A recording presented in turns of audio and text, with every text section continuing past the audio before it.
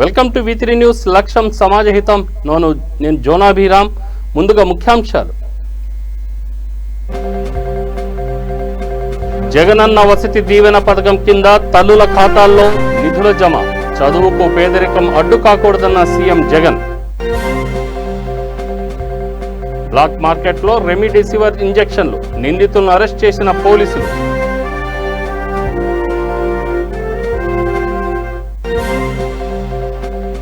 నిరాడంబరంగా గంభీరావుపేట్ రామాలయ బ్రహ్మోత్సవాలు. గరుడ సేవలో పాల్గొన్న భక్తులు.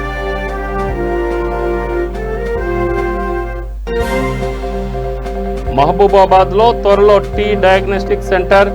వారం రోజుల్లో RT-PCR పరీక్ష కేంద్రం ప్రారంభం.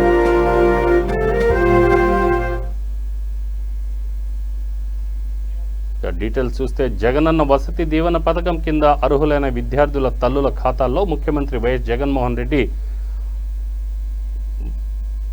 1,048,94 రూపాయలు జమ చేశారు. కార్యక్రమంలో భాగంగా అనంతపురం జిల్లా అధికారులతో వీడియో కాన్ఫరెన్స్ ద్వారా విద్యార్థుల వివరాలు అడిగి తెలుసుకున్నారు. ఈ సందర్భంగా సీఎం జగన్ మాట్లాడుతూ ఉన్నత చదువులే పిల్లలకు మనం ఇవ్వగలిగిన ఆస్తి అని చెప్పారు. ప్రతి విద్యార్థి ప్రపంచంలో పోటీ పడాలని, చదువుకు పేదరికం అడ్డు కాకూడదని అన్నారు. ఇంజనీరింగ్ చదివే వాళ్ళు 2.86 lakhs ఉన్నారు. పాలిటెక్నిక్ వాళ్ళు 7,500, 81,000 స్టూడెంట్స్ ఉన్నారు. మెడిసిన్ రిలేటెడ్ కోర్సెస్ లో 54,000 స్టూడెంట్స్ ఉన్నారు. ITI లో 37,000 స్టూడెంట్స్ ఉన్నారు. పీజీ గవర్నమెంట్ యూనివర్సిటీస్ లో 29,000 స్టూడెంట్స్ ఉన్నారు. మేనేజ్మెంట్ కోర్సెస్ లో 8,000 స్టూడెంట్స్ ఉన్నారు. అదర్ స్టూడెంట్స్ లో 22,000 స్టూడెంట్స్ ఉన్నారు. ఈ విధంగా 10,89,000 ప్రతి పిల్లలకి కూడా తను ఎక్కడ చదువుతా ఉన్నా కూడా నేను వెళ్ళి చదువుకోవాలి, హాస్టల్లో ఉండాలి. ప్రతి తల్లికి సంవత్సరానికి 20,000 రూపాయలు ఇస్తున్నట్టు అధ్యక్ష సీఎంగా బాధ్యతలు చేపట్టిన వెంటనే నిర్వహణ ఛార్జీలను భారీగా పెంచి జగనన్న వసతి దీవెన ద్వారా సకాలంలో మంజూరు చేస్తున్నారు. దీనివల్ల EBC విద్యార్థులు 4 రెట్లు, BC, కాపు, మైనార్టీ వర్గాల వారు 3 రెట్లు, SC, ST విద్యార్థులు 2.5 రెట్లు అధికంగా మెయింటెనెన్స్ ఛార్జీలను తీసుకుని వారి పిల్లలకు ఈరోజు మేనమామలాగా ముఖ్యమంత్రి గారు అండగా నిలబడుతూ పేదరికం విద్యకు అడ్డు రాకూడదు. ముఖ్యంగా ఉన్నత విద్యకు ఈ యొక్క పేదరికం వల్ల బంగారు భవిష్యత్తు చూడబడుతున్నటువంటి విద్యార్థులకు ఇది ఆటంకం కాకూడదనే ఆలోచనతో ఈరోజు ఈ యొక్క కార్యక్రమాన్ని రూపకల్పన చేస్తూ విద్యార్థులకు తోడుగా ఉన్నటువంటి గౌరవ ముఖ్యమంత్రి గారికి నిజంగా రెమిడిసివిర్ ఇంజెక్షన్లను బ్లాక్ మార్కెట్కు తరలిస్తున్నారు. గరిష్ట ధరకు మించి కొందరు వీటిని చాటుమాటుగా విక్రయిస్తున్నారు. హైదరాబాద్ కొత్తపేటలో ఇలా ఈ ఇంజెక్షన్లను 35,000 రూపాయలకు విక్రయిస్తున్న ఇద్దరిని సరూర్ నగర్ పోలీసులు పట్టుకున్నారు. వారి వద్ద నుంచి 5 ఇంజెక్షన్లను స్వాధీనం చేసుకున్నారు. నిందితులను హెట్రో ఉద్యోగి నాగరాజు, ప్రైవేటు హాస్పిటల్ ఉద్యోగి రమేష్గా గుర్తించారు. కేసు విచారణలో ఉంది. సార్ ఎంత చెప్పారు సార్ మీకు? దీని మీద 3,498 సార్ వచ్చేసి ఒక్క వైల్ వచ్చేసి 35,000 అమ్ముతుంది. ఒక్క వైల్ వచ్చేసి 35,000 అమ్ముతున్నారు సార్.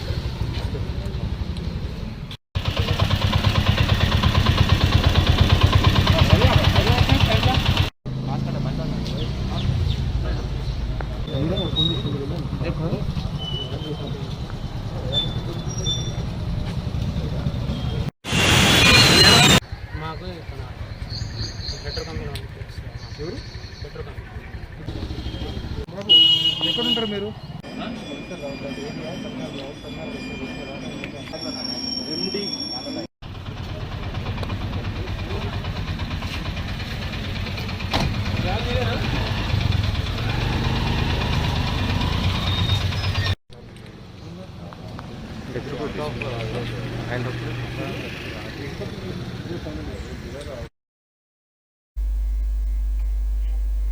ఆదిలాబాద్ జిల్లా కేంద్రంలోని AITUC Telangana medical contract workers employees union కార్యక్రమంలో వాల్ పోస్టర్ విడుదల చేశారు. ఈ కార్యక్రమంలో పాల్గొన్న సంఘం రాష్ట్ర కార్యదర్శి దేవేందర్ మాట్లాడుతూ కార్మికులు మరో ఉద్యమానికి సిద్ధం కావాల్సిన తరుణం ఆసన్నమైందన్నారు.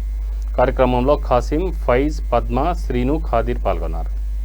బ్రాంచ్ అధ్యక్షురాలు సంగీత ఆధ్వర్యంలో మేడే 135వ మేడేను విజయవంతం చేయాలని ఇలా గోడ పోస్టర్లు విడుదల చేయడం జరిగింది. దానికి బ్రాంచ్ కార్యదర్శి కాసిం గారు, అలాగే ఇలా పేషెంట్ కేర్ సెక్యూరిటీ గార్డులు కూడా పాల్గొని మేడేను విజయవంతం చేయాలని ఇలా ఏఐటీసీ ఆధ్వర్యంలో గోడ పోస్టర్లు విడుదల చేయడం జరిగింది.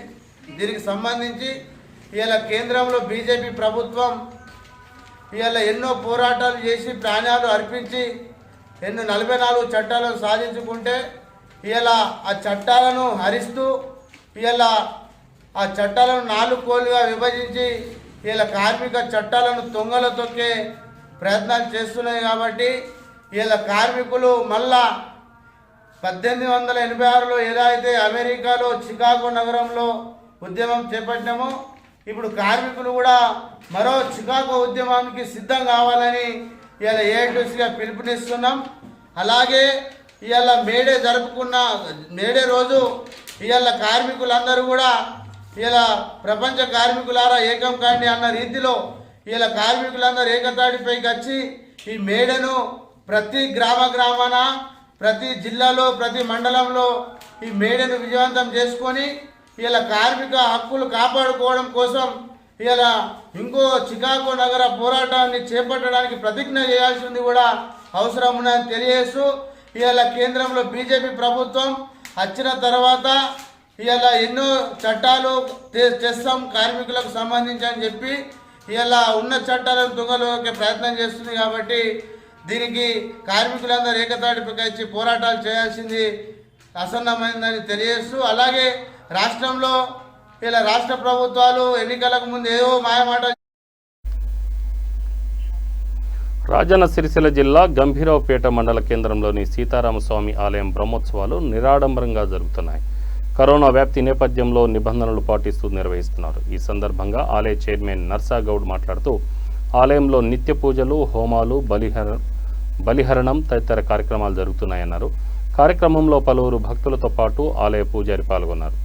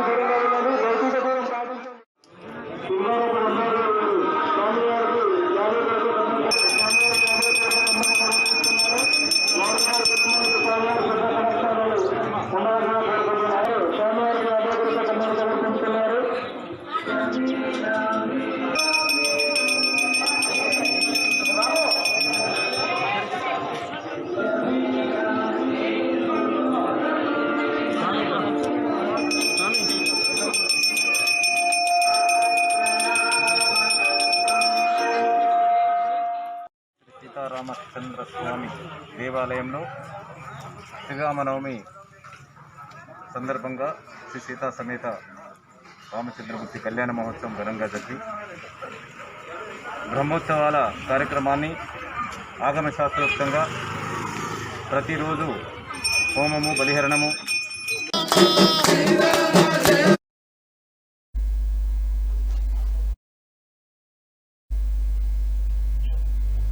మహబూబాబాద్లో త్వరలో టీ డయాగ్నోస్టిక్ సెంటర్ ప్రారంభం కానుంది. అలాగే వారం రోజుల్లో RT-PCR టెస్ట్ సెంటర్ కూడా ఏర్పాటు కానుంది. ఈ విషయాన్ని మంత్రి సత్యవతి రాథోడ్ వెల్లడించారు. జిల్లా ఆసుపత్రి కేంద్రంలో ఆమె మొదటి డోస్ కోవిడ్ వ్యాక్సిన్ తీసుకున్నారు. అనంతరం ఈ ఆసుపత్రిలో కోవిడ్ పీడితులకు కల్పించిన వసతులు, చికిత్స తదితరాలపై జిల్లా కలెక్టర్ గౌతమ్, వైద్యాధికారులు, ఆసుపత్రి అధికారులు, వైద్యులతో సమీక్షించారు. మంత్రి వెంట జిల్లా జెడ్పీ చైర్పర్సన్ కుమార్, బిందు, అధికారులు, నేతలు పాల్గొన్నారు.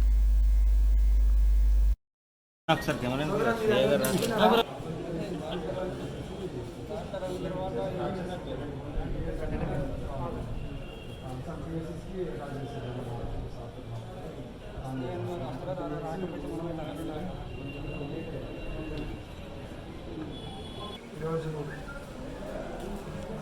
మొదటి డోస్ వ్యాక్సిన్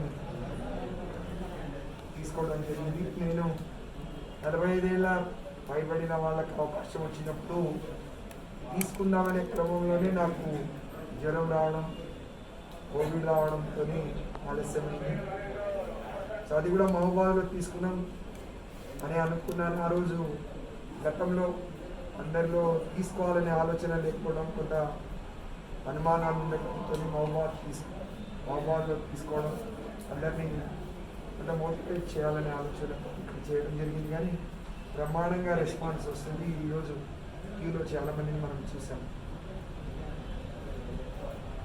ఈరోజు రోజు కోవిడ్ కేసులు పెరుగుతున్న క్రమంలో ఇక్కడే కలెక్టర్ గారు, డిఎంఎన్హెచ్ గారు, డిఎంఎన్హెచ్ గారు, సూపరింటెండెంట్ గారు, ఇంకా డాక్టర్లందరూ కలిసి మహబూబాబాద్ హాస్పిటల్ యొక్క మరి కోవిడ్ పేషెంట్లను చూస్తున్న క్యూ కావచ్చు, వాళ్ళకి అందుతున్న సదుపాయాలు కావచ్చు, ఇంకేం చేయడం ద్వారా ఇంకా మెరుగైన వైద్యం వాళ్ళకి అందించగలుగుతాము. ఒక చిన్న రివ్యూ కూడా తీసుకుంటున్నాం.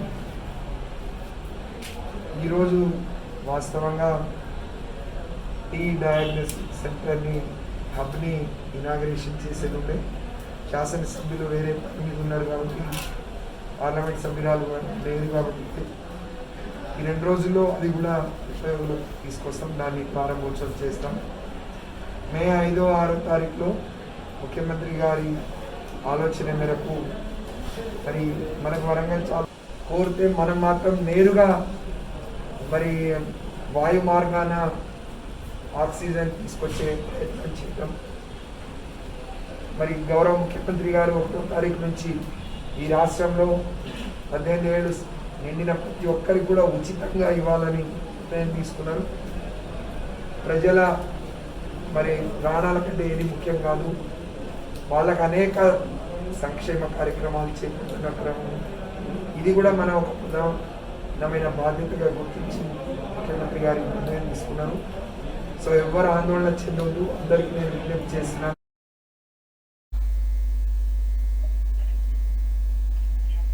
Lions club of Peddapalli elite ఆధ్వర్యంలో ఏఎన్ఎంలతో పాటు ఆశా వర్కర్లను సన్మానించారు. అనంతరం డాక్టర్ ఫణీంద్ర ఆధ్వర్యంలో పాలితం గ్రామంలో కరోనా టీకాల కార్యక్రమం నిర్వహించారు. ఈ సందర్భంగా లయన్స్ క్లబ్ పెద్దపల్లి ఎలైట్ అధ్యక్షులు డాక్టర్ అశోక్ కుమార్ మాట్లాడుతూ డాక్టర్ ఫణీంద్ర బృందం సేవలు అమూల్యమన్నారు. కార్యక్రమంలో లయన్స్ క్లబ్ కోశాధికారి సంపత్రావు, ఉపాధ్యక్షుడు రవీందర్, అనిల్ చారి, శ్రీధర్, జగన్నాథం, కృష్ణమాచారి పాల్గొన్నారు.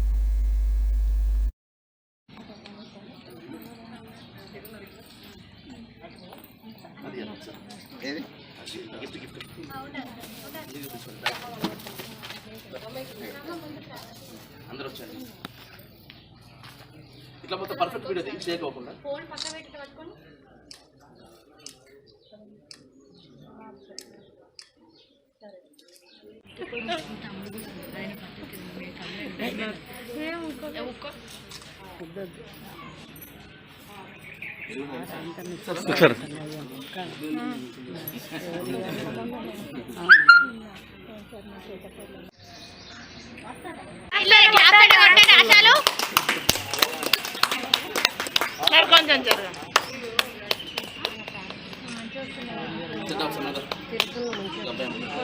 రక్షణ అన్నది ఏర్పడడం జరుగుతుంది.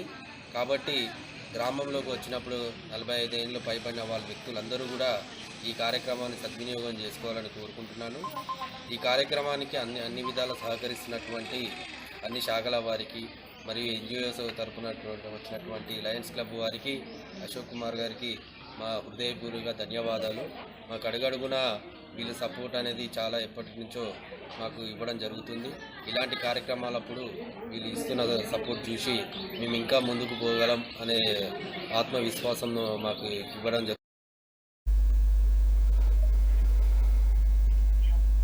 కరోనా నియంత్రణకు తిరుపతి నగరపాలక సంస్థ అధికారులు సరికొత్త పంథాను అనుసరిస్తున్నారు. ఎప్పటికప్పుడు ప్రజలను అప్రమత్తం చేస్తున్నారు. అంతేకాకుండా నిత్యం అవగాహన కల్పిస్తున్నారు. కరోనా నిబంధనలు పాటించేలా ప్రచారం చేశారు. నగరంలో కోవిడ్ నిబంధనలు పటిష్టంగా అమలయ్యేలా చర్యలు తీసుకుంటున్నామని కమిషనర్ గిరీష్ ఈ సందర్భంగా పేర్కొన్నారు.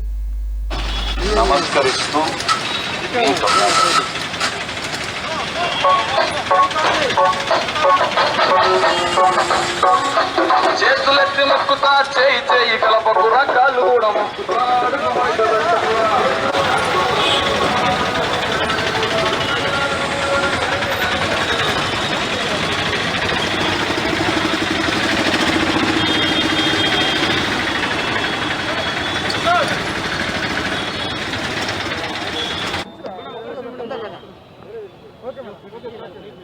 అందరికీ నమస్కారం. మనందరికీ తెలిసినటువంటి విషయమే, ఈరోజు మన దేశం మొత్తం కరోనా సెకండ్ వేవ్ ఉధృతికి విలవిల్లాడుతోంది. కాబట్టి మనమందరము ఈ సమయంలో కలిసికట్టుగా దీన్ని ఫేస్ చేయాలి. అందులో భాగంగానే మన తిరుపతి నగర సంస్థాపాలక తరపున ఈరోజు గౌరవనీయులు కమిషనర్ గారు శ్రీ పిఎస్ గిరీష గారు, అట్లాగే డిప్యూటీ మేయర్ శ్రీ ముద్రనారాయణ గారు, మన యువనేత శ్రీ అభినయ్ రెడ్డి గారి ఆధ్వర్యంలో ఆటో ద్వారా మన గౌరవనీయులు తిరుపతి శాసనసభ్యులు శ్రీ భూమన కరుణాకర్ రెడ్డి గారి స్వరంతో ఈ టైంలో మనము కోవిడ్కి ఎటువంటి జాగ్రత్తలు తీసుకోవాలి అందరికీ తెలిసినటువంటి విషయమే. కానీ వారి స్వరంలో మనము ఎక్కడెక్కడ ఎక్కువ కూడలిగా ఉంటుందో ఆ ప్రదేశాల్లో మాస్క్ ధరించడము, శానిటైజేషన్ తరచుగా వాడడము, అట్లాగే కొద్దిగా భౌతిక దూరాన్ని పాటిస్తూ వ్యాక్సినేషన్ గురించి అవగాహన, వ్యాక్సినేషన్ ఉండే అపోహలు ఆల్మోస్ట్ ఇప్పుడు అందరికీ తొలగిపోయినాయి, మనందరికీ తెలుసు. గుంటూరు జిల్లా కలెక్టర్ కార్యాలయంలో కరోనా తాజా పరిస్థితులపై కలెక్టర్ సమీక్షించారు. ఈ సమావేశంలో కలెక్టర్, వైద్య ఆరోగ్య శాఖ అధికారులు, జిల్లా ప్రజాప్రతినిధులు పాల్గొన్నారు. ఈ సందర్భంగా కలెక్టర్ మాట్లాడుతూ 104 సేవలను మరింత సమర్థవంతంగా అందించాలని సూచించారు. ప్రస్తుతం ప్రాణవాయువుకు డిమాండ్ పెరిగిన నేపథ్యంలో అది వృధా కాకుండా చూడాలన్నారు. దీనిపై వైద్యాధికారులు దృష్టి సారించాలని కోరారు.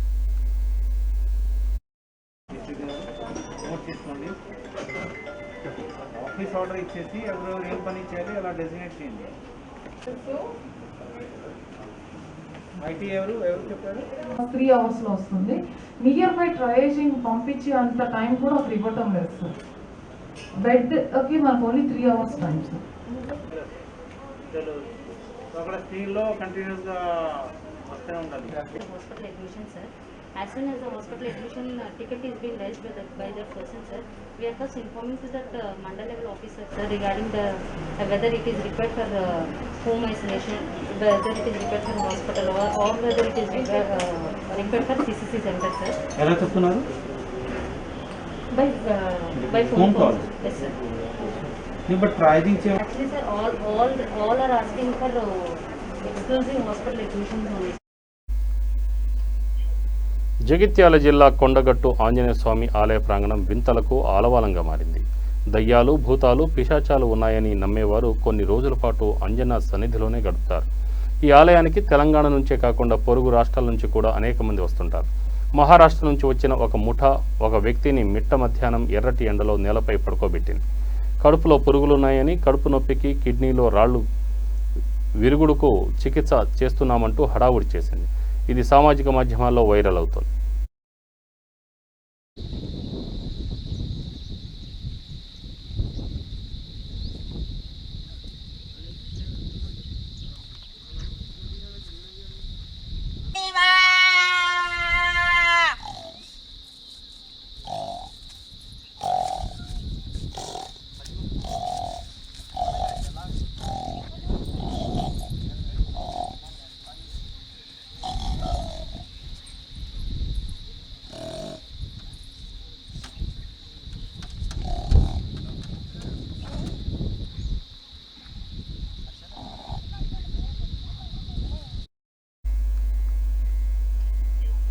కరోనా కట్టడికి ప్రభుత్వం తీసుకుంటున్న చర్యలు సత్ఫలితాలు ఇస్తున్నాయని తెలంగాణ ప్రజారోగ్య శాఖ సంచాలకులు శ్రీనివాసరావు పేర్కొన్నారు. కరోనా నియంత్రణకు వచ్చే 3-4 వారాలే కీలకమన్నారు. ప్రజలంతా అప్రమత్తంగా ఉండాలన్నారు. ప్రతి ఒక్కరూ విధిగా మాస్క్ ధరించాలన్నారు. శానిటైజర్ వాడాలన్నారు. అవసరమైతే తప్ప బయటకు రాకూడదని అన్నారు.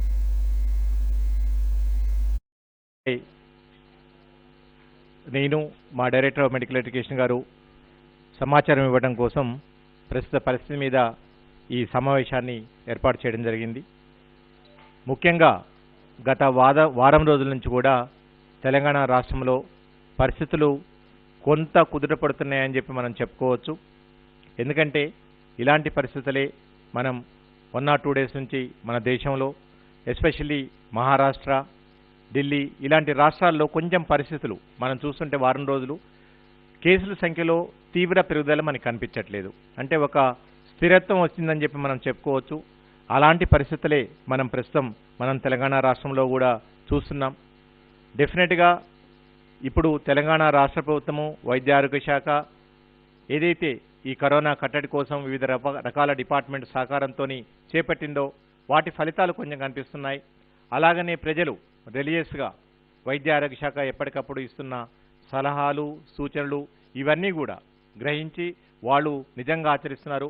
ఈరోజు తెలంగాణ రాష్ట్ర ప్రజలకు ఇలాంటి విపత్కర పరిస్థితుల్లో స్పందించి ఆక్సిజన్ కన్జంప్షన్ ఎక్కువ కావడం వల్ల అక్కడ స్టోరేజ్ కెపాసిటీ లేకపోవడం వల్ల వాళ్ళ దగ్గర ప్రాబ్లం వస్తుంది. కొన్ని హాస్పిటళ్లలో మరణాలు కూడా సంభవించినాయి. కానీ మనము ఆల్మోస్ట్ 23 హాస్పిటల్స్లో సిలిండర్స్ పెద్ద ట్యాంక్స్ పెట్టాం.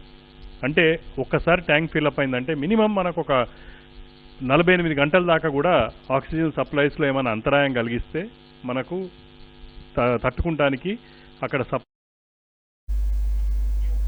కోవాక్సిన్, కోషీల్డ్ టీకాలను సత్వరమే సరఫరా చేయాలని వైద్య ఆరోగ్య శాఖ డైరెక్టర్ శ్రీనివాసరావును రాష్ట్ర విద్యుత్ శాఖ మంత్రి జగదీష్ రెడ్డి ఆదేశించారు. టెస్ట్ కిట్లను పెంచడంతో పాటు వ్యాక్సిన్ డోసులను పంపాలన్నారు. సూర్యాపేట ఏరియా ఆసుపత్రిలో ఆయన కరోనా టీకా 2వ డోసు తీసుకున్నారు. అనంతరం కోవిడ్ బారిన పడిన ఈ ఆసుపత్రిలో చికిత్స పొందుతున్న వారితో వీడియో కాన్ఫరెన్స్ ద్వారా మాట్లాడారు. ఆసుపత్రిలోని ఆక్సిజన్ ప్లాంట్ను పరిశీలించారు.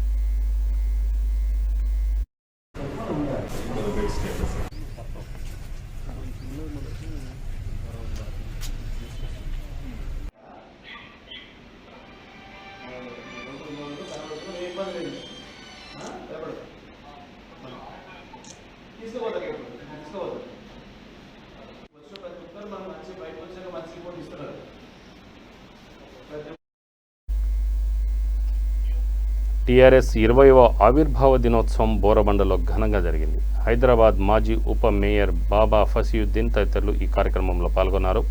ఈ సందర్భంగా స్థానికులకు మాస్కులను పంపిణీ చేశారు. గుళ్ళు, మసీదులలో శానిటైజేషన్ నిర్వహించారు. ఈ కార్యక్రమంలో పలువురు నాయకులు, కార్యకర్తలు పాల్గొన్నారు.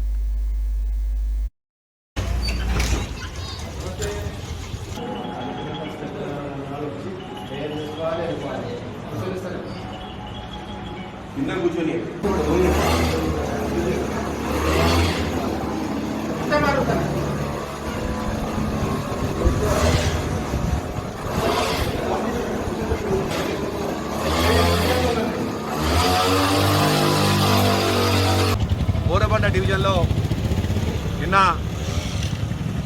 పార్టీ 20 సంవత్సరాలు టీఆర్ఎస్ పార్టీ 20 సంవత్సరాలు పూజ చేసే సందర్భంగా ఒక 3 రోజులు బోరబండ డివిజన్లో సేవా కార్యక్రమాన్ని కరోనా మహమ్మారిని బోరబండ డివిజన్ తరిమికొట్టడంలో టీఆర్ఎస్ పార్టీల మీ నాయకులు అందరూ కూడా భాగస్వాములై పార్టీ అధ్యక్షులు, అదేవిధంగా అనుబంధ సంఘాల నాయకులు, అధ్యక్షులు, యువజన విభాగం ఈరోజు జూబ్లీహిల్స్ నియోజకవర్గం బోరబండ డివిజన్లో నిన్న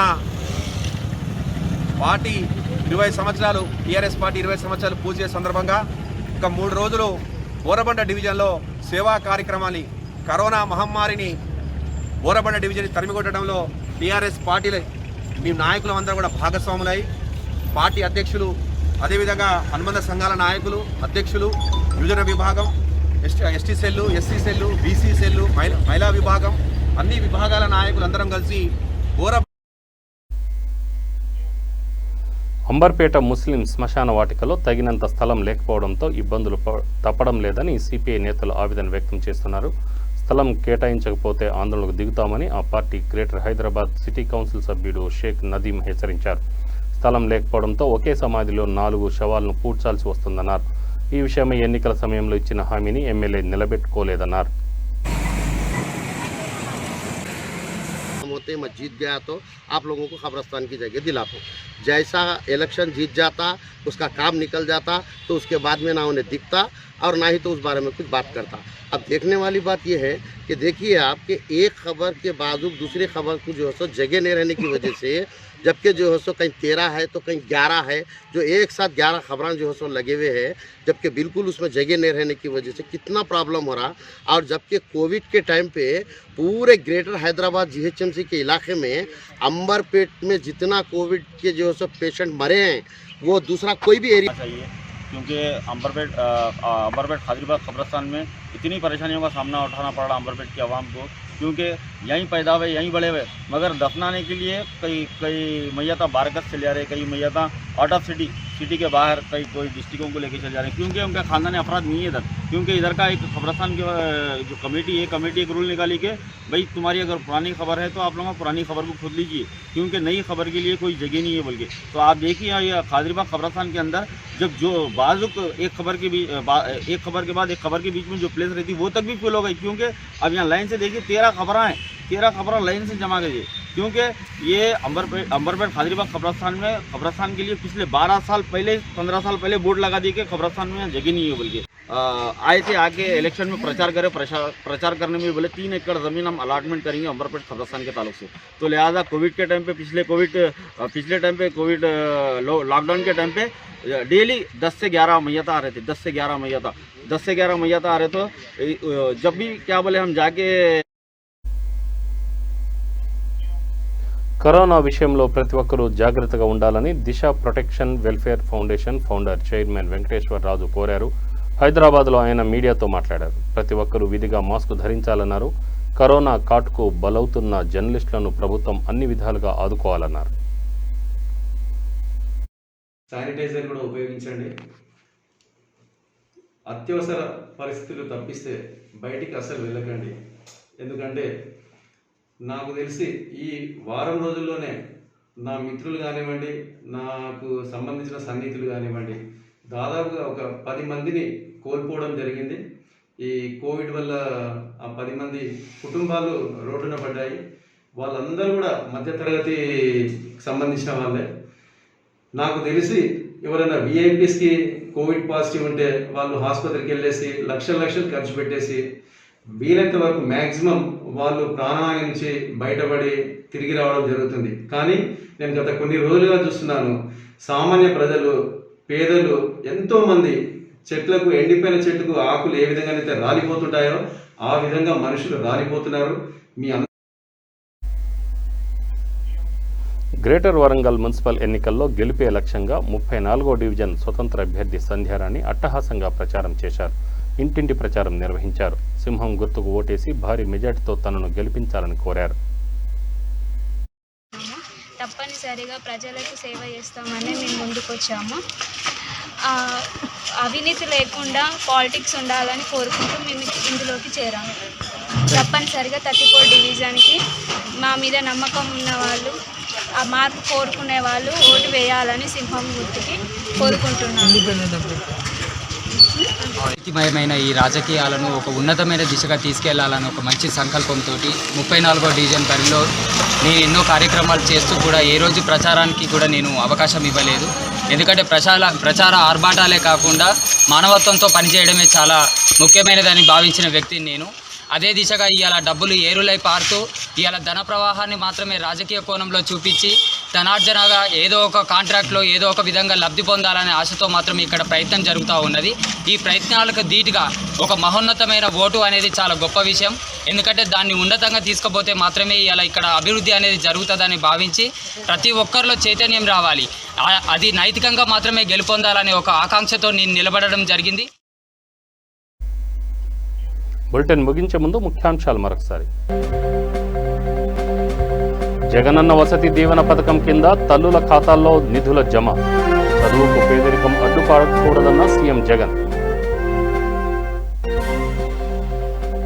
బ్లాక్ మార్కెట్లో రెమిడిసివిర్ ఇంజెక్షన్లు, నిందితులను అరెస్ట్ చేసిన పోలీసులు.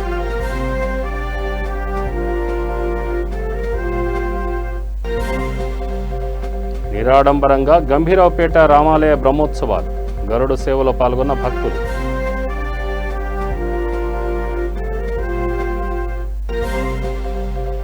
మహబూబాబాద్లో త్వరలో టీ డయాగ్నోస్టిక్ సెంటర్, వారం రోజుల్లో ఆర్టీపీసీఆర్ పరీక్షా కేంద్రం ప్రారంభం. ప్రేక్షకులకు ఒక మనవి, కరోనా నుంచి తప్పించుకోవడానికి ప్రతి ఒక్కరు తప్పనిసరిగా విరివిగా మాస్కులు ధరించండి. అలాగనే మీ చేతులను తరచూ కడుగుతూ శానిటైజర్ని కూడా మీతో పాటు ఉంచుకొని బయటికి వెళ్ళాల్సి ఉంటేనే వెళ్ళండి. చూస్తూనే ఉండండి V3 న్యూస్, లక్ష్యం సమాజ హితం. నమస్తే.